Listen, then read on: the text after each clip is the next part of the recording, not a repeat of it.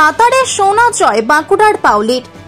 বাঁকুড়ার মেয়ে দশম শ্রেণীর পাউলি কিস্কো দিল্লির বুক থেকে ফিন সুইমিং এর জাতীয় প্রতিযোগিতায় সোনা জিতে সাড়া ফেলে দিয়েছে গোটা রাজ্যে। মায়ের সঙ্গে বাঁকুড়া থেকে দুরু দুরু বুকে পাড়ি দিয়েছিল সে দিল্লিতে। একসময় ট্রেন মিস হয়ে যাওয়ার ভয়ে চোখে জল আসে তার। এই বুঝি স্বপ্ন অধরা থেকে গেল, কিন্তু যে কোনো ভাবে দিল্লি পৌঁছে যায় সে। ট্রেনের জেনারেল কামরায় কখনো দাঁড়িয়ে আবার কখনো বসে। এরপর বেঙ্গল দলের হয়ে under water sports federation of India পরিচালিত চতুর্থ জাতীয় ফিন সুইমিং চ্যাম্পিয়নশিপে রিলে রেসে সোনা অর্জন করে পাউলি। বাঁকুড়ার প্রতাপ বাগানের অতুল মণ্ডল স্মৃতি সন্তরণ কেন্দ্রে প্রশিক্ষণ নেয় সে। সেখানেই অভ্যর্থনা জানানো হয় তাকে। উঠে আসে বাঁকুড়ার মতো প্রত্যন্ত জায়গা থেকে দিল্লি পাড়ি দেওয়ার গল্প। ফিন সুইমিং সাঁতারের একটি নতুন বিভাগ। এই বিশেষ সাঁতারের ক্ষেত্রে জলের তলায় থাকতে হয় সাঁতারুকে। মুখের মধ্যে থাকে একটি নল, সেই নল জলের উপরে থাকে। নলের মাধ্যমে শ্বাস নেয় সাঁতারু। পায়ে লাগানো থাকে একটি পাখনা, অনেকটা জল পরীর মতো। খুব দ্রুত এই সাঁতার, জলের তলায় চলে সাঁতার। বাঁকুড়ার মতো জায়গায় ফিন সুইমিং শিখে দিল্লিতে গিয়ে বাজিমাত করল বাঁকুড়া মিশন গার্লসের দশম শ্রেণীর ছাত্রী পাউলি কিস্কো। যদিও পুরোপুরি ভাবে সন্তুষ্ট হতে পারেনি পাউলি বলে, রিলে রেসে সোনা জিতে ভালো লাগছে, তবে ইন্ডিভিজুয়ালি যদি আরেকটু ভালো পারফরমেন্স করতে পারতাম তাহলে খুশি হতাম। আশা রাখছি পরের বার ইন্ডিভিজুয়াল গোল্ড আনবো। প্রশিক্ষক থেকে শুরু করে পাউলির শুভাকাঙ্ক্ষীরা এবং কচি কাঁচা উঠতি সাঁতারুরা সকলে মিলে অভ্যর্থনা জানায় পাউলিকে। বাঁকুড়ার ছোট্ট ছোট্ট ছেলে মেয়েদের কাছে এক প্রকার ফিটনেস আইকনের মতো অনুপ্রেরণার কাজ করছে পাউলি। প্রতিদিন মায়ের হাত ধরে সাঁতার শিখতে আসা থেকে শুরু করে দিল্লি গিয়ে ভারত জয় করার গল্প এক প্রকার অবিশ্বাস্য। তবে একজন স্পোর্টস পার্সনের থেমে থাকা কাজ নয়, সেই জন্য আগামীর জন্য জাতীয় প্রতিযোগিতার প্রস্তুতি ইতিমধ্যেই শুরু করে দিয়েছে বাঁকুড়ার মেয়ে পাউলি। তার জন্য গর্বিত আমরাও। ফিন কম্পিটিশনে 400 মিটার রিলেতে ফার্স্ট পদক। হ্যাঁ, এসেছিল ট্রেন মিস করা থেকে, এরপর হেঁটে হেঁটে যাওয়া থেকে, অনেকগুলো দেরি করে পৌঁছানো, অনেকগুলোই ট্রেনটা মিস হয়েছিল। প্রথমে আমরা ভেবেছিলাম যে রাজধানী ট্রেনে যাচ্ছি, তারপর আমাদেরকে টিকিট দেওয়া হয়েছিল অন্য ট্রেনের। আমরা সেটা, ওটার নাম্বার যেহেতু আলাদা, তো আমরা ভাবলাম যে ট্রেনটা, তারপর আমরা জিজ্ঞাসা করলাম যে ট্রেন কি চলে গেছে, তখন বলছে হ্যাঁ চলে গেছে। দীপা আমি কাঁদতে বসে গেছিলাম যে গেল। তারপর বলছে যে ট্রেনটা এখনও মিস হয়নি, এখনও দিল্লি ট্রেন আসেনি, তো তোমরা মিস কী করে করবে। দিয়ে পর আমরা ট্রেনে দাঁড়িয়ে দাঁড়িয়ে জেনারেল ক্যাটাগরিটাতে গেলাম, অ্যাডজাস্ট করে, ব্যাস এটাই ছিল। রিলে ছিল, আরও ইন্ডিভিজুয়াল ছিল, কিন্তু ওটাতে আমার হয়নি। আই হোপ নেক্সট ইয়ার যেন হয়।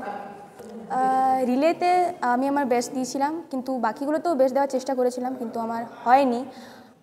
আমি এখনও পর্যন্ত স্যাটিসফাইড নই আমার পারফরমেন্স নিয়ে। পরের বছর চেষ্টা করব। এখানেই প্র্যাকটিস করে অতুল মণ্ডল স্মৃতি সন্তরণে মিশন গার্লস ক্লাস 10। বিশেষ ফিন সুইমিং বলতে মুখে একটা স্নরকেল থাকে পাইপের মতো, যেটা মাথাটা সবসময় নিচেই থাকে, ওটা মাথাটা উঠালে ডিসকোয়ালিফাইড হয়ে যায়, আর ওই পাইপটা থেকে হাওয়া আসা যাওয়া করে, আর পায়ে মাছের মতো ফিন্স থাকে। ফিন সুইমিং একটা সাঁতারের একটা নতুন অধ্যায় বলতে পারেন। এখানে যেরকম পাউলি বলল যে একটা স্নরকেল থাকে যেটা দিয়ে শ্বাস নেওয়া ছাড়া করতে হয়, এবং তার সঙ্গে দুটো ফিন্স পায়ে পড়তে হয়। এটা দুরকমভাবে হয়, ওটাকে যে দুটো পায়ে দুটো ফিন্স পরা এটাকে বাইফিন্স বলে। আবার একটা হয় মনোফিন, আমরা দেখেছি যে যেমন তিমি মাছের ল্যাজটা যেমন দেখতে হয় ঠিক সেরকম একটা জিনিসের মতো, মানে ওই রকমই দেখতে, সেটাও পায়ে পরে ওইভাবে সেটাকে মনোফিন বলে। সেইভাবে এটা করতে হয়। হ্যাঁ, এবং এই সাঁতারটা এমনি আমরা যে সাঁতার দেখি আর কি, তার থেকে এটা অনেক ফাস্ট, যেহেতু আমাদের পায়ের যে পাতা তার যে সাইজ তার তুলনায় এটা অনেকটা বেশি, ফলে জল কাটে অনেক বেশি, এবং সাঁতারটা দেখতেও খুব ভালো লাগে। যে চোখের নিমেষে একটা 50 মিটার সুইমিং পুলে নামলেই সঙ্গে সঙ্গে শেষ হয়ে যায়, এত ফাস্ট এই সাঁতারটা। তো এটা একটা নতুন দিক আর কি সাঁতারে। ইতিমধ্যে এই পাউলি যে কম্পিটিশানে গোল্ড মেডেল পেল রিলে গ্রুপে, এটা 4th ন্যাশনাল। হ্যাঁ, মানে বিগত 4 বছর ধরে এটা মানে চলছে আর কি ইন্ডিয়াতে, ভারতবর্ষে।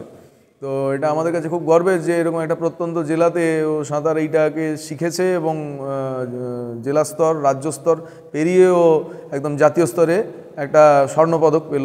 এটা আমাদের কাছে ভীষণ গর্বের, ভীষণ স্ট্রাগল। মানে আমি বলতে পারি বাঁকুড়ার মতো প্রত্যন্ত জায়গায় যে কোনো খেলার ক্ষেত্রেই অনেক প্রতিবন্ধকতা প্লেয়ারদের থাকে, সেটা প্রশিক্ষণের দিক থেকে থাকতে পারে, সেটা আর্থিকভাবে থাকতে পারে, বা অন্যান্য অনেক কিছুর দিক থেকে আমরা অনেকটা পিছিয়ে আর কি।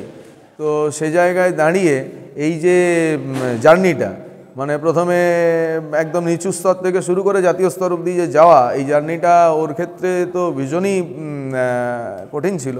এবং আমি ধন্যবাদ জানাবো যে ওর অভিভাবকদেরকে, যে তারা ওর সঙ্গে সমান তালে সঙ্গ দিয়েছেন এবং এই জিনিসটাকে তারা ভালোবেসেছেন। ছোটোর থেকে ওকে নিয়ে আসা, এখানে সাঁতার শেখানো এবং এই পর্যায়ে অবধি যাওয়া, তাতে ওর মায়ের এবং বাবার ভূমিকা মানে সত্যিই অনস্বীকার্য। আমরা তো সাঁতার শেখাই করি, কিন্তু এই যে ওর মা ওকে নিয়ে গেল দিল্লিতে, একটা নতুন এত বড় শহর, হ্যাঁ রাজধানী, সেখানে যাওয়া এবং ওই অত বড় শ্যামাপ্রসাদ মুখার্জি সুইমিং পুল, যেটা আমরা জানি গোটা এশিয়ার মধ্যে 1 নম্বর একটা সুইমিং পুল, সেই রকম কমপ্লেক্সে গিয়ে সাঁতার কাটা এবং সাফল্য অর্জন করা, এটা ভীষণই মানে আমাদের কাছে গর্বের, এটুকু বলতে পারি।